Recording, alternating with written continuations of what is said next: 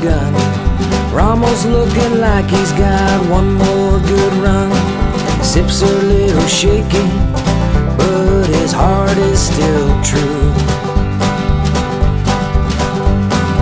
Oh, how that dog loves hunting with me and you.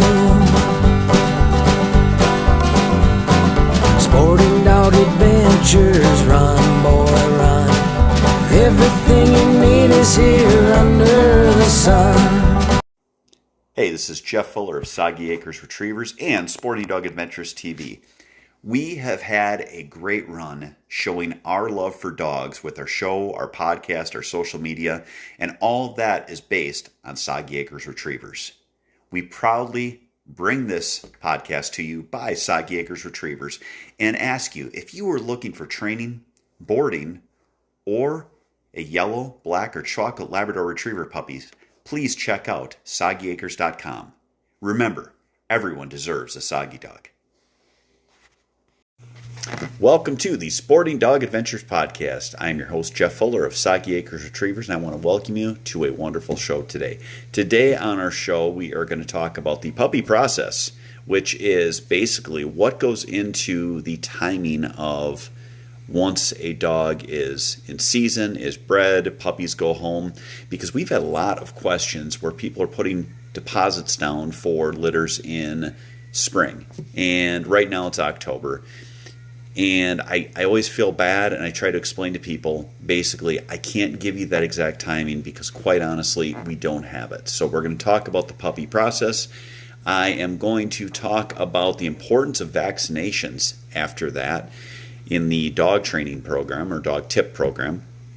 And in the hunting portion program of the show, I wanted to talk about the importance of hydration when you're out upland hunting your dog. So let's jump right into our main topic. But first, before the main topic, I want to thank everyone that are new listeners. Thank everyone that is sharing our podcast, giving it the ratings that is making it grow. In the last month, we have actually grown tenfold in listeners, and that is amazing. To go from a podcast that was well received to one that is growing at the rate that is at, that can only be attributed to our wonderful fans, to our listeners, to our past viewers of our TV show that are sharing our podcast and making it more visible. Thank you so much from the bottom of my heart. When we started the podcast, it was more of a fun thing to do, but it is growing leaps and bounds, and that is completely attributable to you, our listeners. So, again, thank you. Now, back to the main part of today's show, which is going to be the puppy process. With the puppy process, when you are looking for a puppy, especially getting one from your well-established kennels, you are going to have to put a deposit down prior to the puppies even being born. To give you an idea, we were sold out for this entire year last year in November. Right now, we have yellow and black puppies available in litters that will go home in January. So that has somewhat subsided, but we are still out into winter towards spring for even chocolate puppies. You hit a certain time of year where people just get puppy crazy. You get a lot of deposits down, and you're being as honest as you can with people, telling them, hey, this is the timeline that it would be, with honest being a general timeline such as winter, spring, summer. So we get a lot of folks that are excited, and they want and they push for getting timing. So I wanted to discuss that today so we could let people know when timing is and how it works. So what I tell people is that when you are looking at getting a puppy, we don't know timing at all until the litter that you are getting a dog from is in season. From the point that the female first goes into season to take home is about roughly 4 months. Now, with that said, once a female goes into season, we do something called progesterone timing. Progesterone timing is where you're taking blood draws of the dog, and it is going to show when the dogs hit a certain level in progesterone, which generally speaking, that is a 5.0. At that point, the dog should ovulate. You wait 24 hours, and then after that, you have about a 48-hour window to a 72-hour window where the eggs will be dropped, so they can be fertilized, and they implant, and then the cervix closes at the end of that, and the breeding would be done. So what you try to do is you try to breed a dog one day after they hit that magical number 5, and then you take a day off and then breed them the next day after that, so that you're hitting basically one day on, one day off, one day on.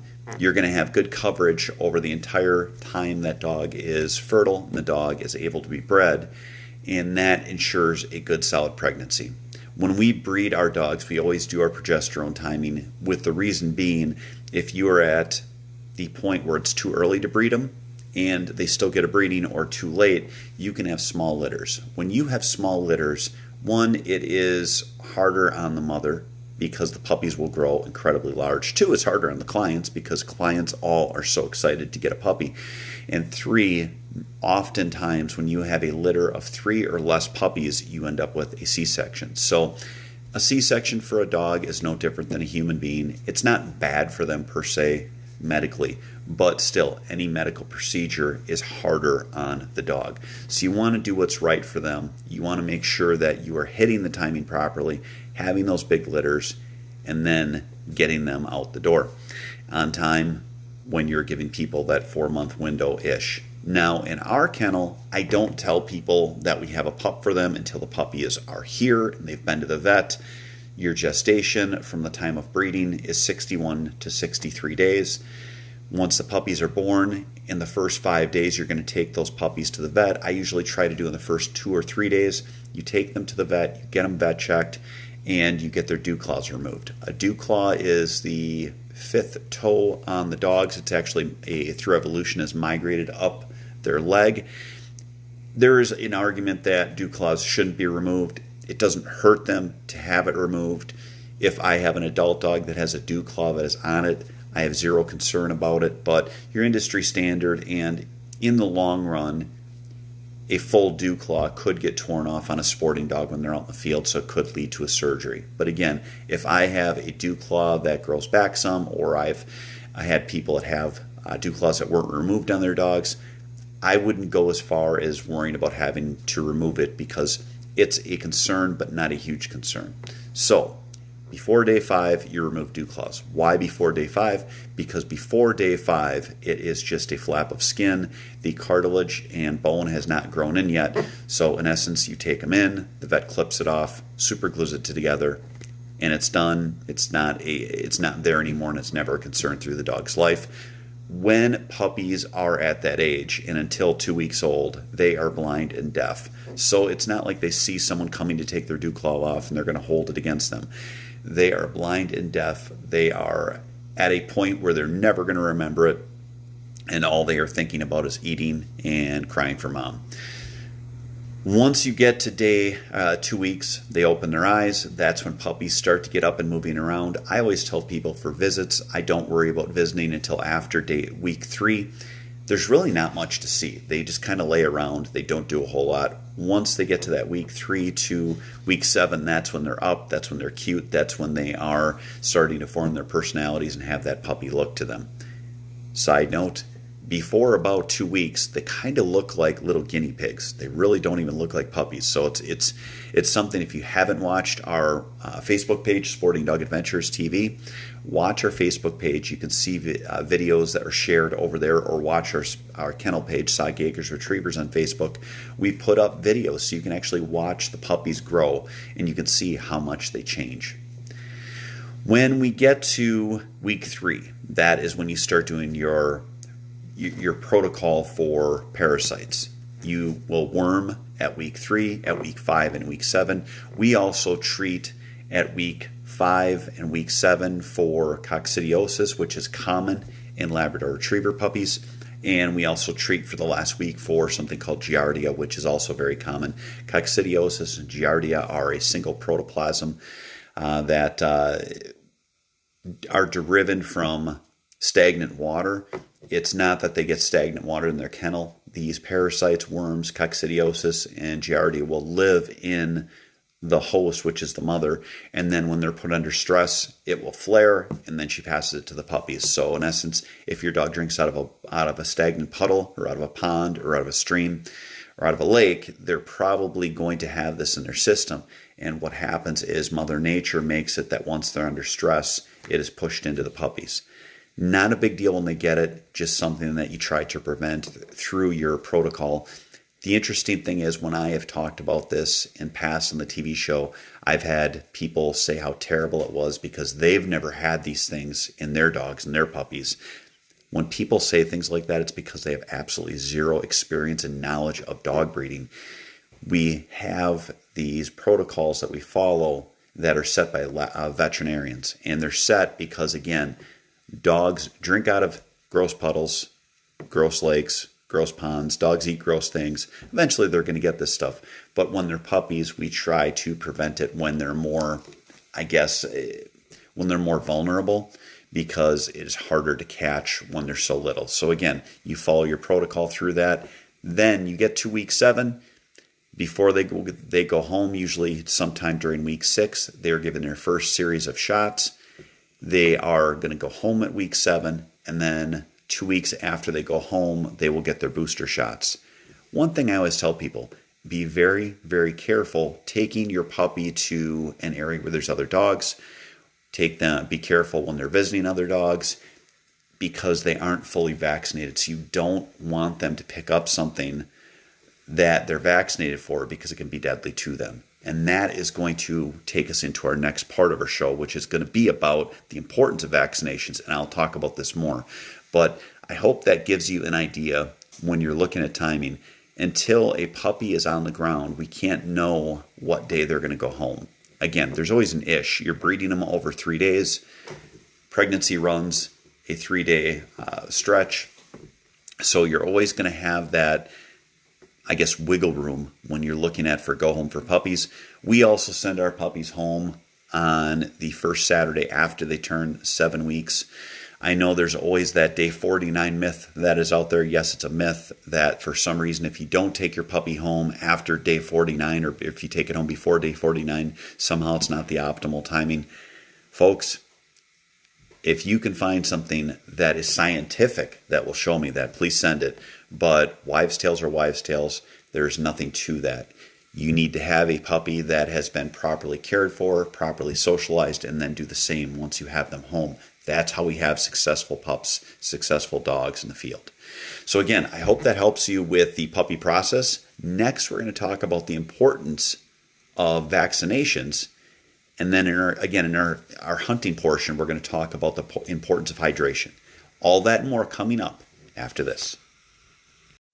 Jeff Fuller from Sporting Dog Adventures and Soggy Acres Retrievers. In our house, my wife hates having the plastic kennels and wire crates. We need them for the dogs because we have times when they need to be put somewhere, but she cannot stand the look.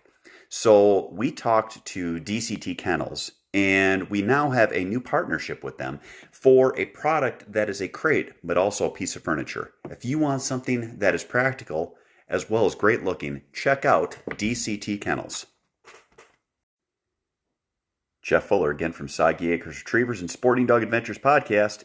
When you look at hunting, you need to have yourself prepared.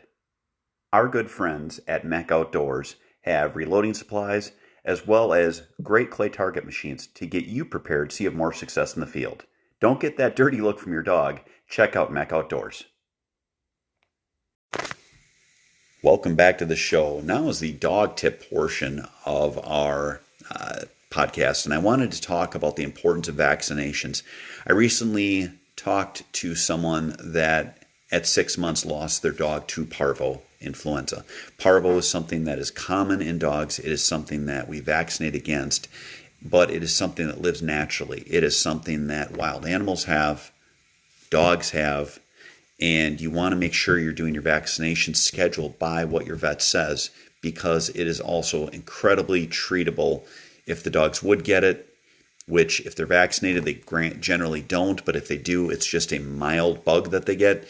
But if it is a young dog, you can lose them. Now, this person didn't understand the importance of vaccinations. We stress it incredibly much during the take-home process that you have to get dogs vaccinated. Don't wait so that the schedule is good for you. You got to make sure you're getting your vaccinations done so that these dogs don't get sick. And then again, the other thing is, prior to having your vaccinations on board with your dog fully, don't have them around other dogs. Terrible places to go. Rest areas where they have a dog walking area. I would be willing to bet probably 30% of those dogs do not have vaccinations. So again, you are putting your puppy that is new, your dog that is there, at risk. When you go to dog parks, again, probably 30% do not have vaccinations. You would like to think that people are getting their dogs vaccinated, but it's just the simple truth. When you talk to vets, it's very common that people make the decision that they aren't going to do it for their dog because they just don't want to spend the money. Other areas, when you have those dog walking areas, the other thing we've seen done is people always talk about having parties for other neighborhood dogs to meet the puppy. Again, you can't be so bold as to ask people like, hey, you have your vaccinations. Can I see your vaccination record prior to a play date for your puppy? So the best thing to do is just say, we're going to wait until we're fully vaccinated with our pup. We're going to wait until after they're 4 months old and just have them in that safe environment known as your yard and away from other dogs so that you are sure that your dog is going to be safe prior to having everything done by their puppy protocol schedule once they're at their vet. So I hope you understand, and I hope this helps people with the importance of vaccinations. Next up, I wanted to talk about the importance of hydration as upland season is here and we still have warm temperatures. All that and more coming up next after this. Our great fans of the Sporting Dog Adventures podcast, we are growing at an astronomical rate, and I want to thank you all. I do ask one thing from you. Please give us a 5-star rating on iTunes. Please give us a thumbs up, follow us, subscribe to us on whatever other platforms you're on. And the most important thing I can ask, share our podcast with your friends so that we can grow our love for the dogs and dogs in the field and make it so that people are more involved in our sport. Again, thank you so much for being listeners. Take care. Hey, this is Jeff Fuller from Sporting Dog Adventures Podcast. I want you to know that we buy all of our trucks at Boucher Automotive. We go to Janesville. They've got a great selection, great staff. If you're looking for a new truck or car, check out our friends at Boucher Automotive in Janesville. Welcome back to the last part of today's show, which is going to be our hunting tip, and that is hydration, hydration, hydration. We are getting into upland season, and it is warm in our area of the country and warm in a lot of the country this year. There is also not a lot of water out there, so you want to make sure you have good, clean water along for your dog so you can keep them hydrated. You also want to make sure they're hydrated prior to the hunt. We've given the tip before, but an easy tip is when you feed the dog in the morning, give them same parts water as food. So if you give them 2 cups of food, give them 2 cups of water in their food so that they get that hydration on them. The other key is having good, clean water along, not only for the dog, but yourself. The last thing we want to do, especially when there's a drought, is have dogs drinking out of puddles that everyone in the universe is drinking out of as far as wild animals. Again, we talked about worms and parasites and how they're very common out there. When we talk about vaccinations, again, wild animals aren't vaccinated. If your dog is drinking out of the same old puddle that is left that everyone else is, you're really opening them up to having some issues. So have good, clean water along. You can have collapsible bowls. I've seen a lot of people that will teach their dogs how to drink out of a water bottle. Have that along so that they are safe when they're in the field.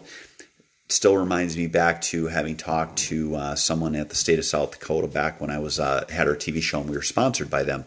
They had an opening day that was 80 degrees, and I think it was something in the neighborhood of 45 dogs died in that state that one day because everyone was so excited, took their dogs out hunting, and it was too warm. They didn't have good hydration on board, and they lost that many dogs in one day in that state. Hydration is key. Also, realize if it's warm, give your dog lots of breaks. Make sure they cool off. I get it. They're excited. They want to go, but don't push them and don't let them push themselves. They would literally run themselves to death, and in that instance, in that state, they did. Keep your dogs hydrated, be safe, do the best for them. That's our hunting tip for today. I want to again thank everyone for stopping by and listening to our show. You guys are what make us great. If you have questions, please send a question to us at sportingdogtv@gmail.com. We'd love to discuss it with you. We do get some questions in. I only put them on if people say it's for the show. Otherwise, I answer them directly. But again, sportingdogtv@gmail.com. If you ever want to check out our kennel, soggyacres.com. Check us out on Facebook, MeWe, Parler, YouTube, Rumble.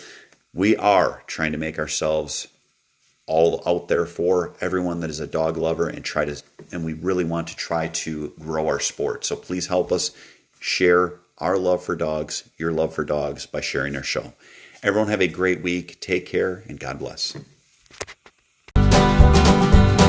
Sporting dog adventures, run, boy, run. Everything you need is here under the sun.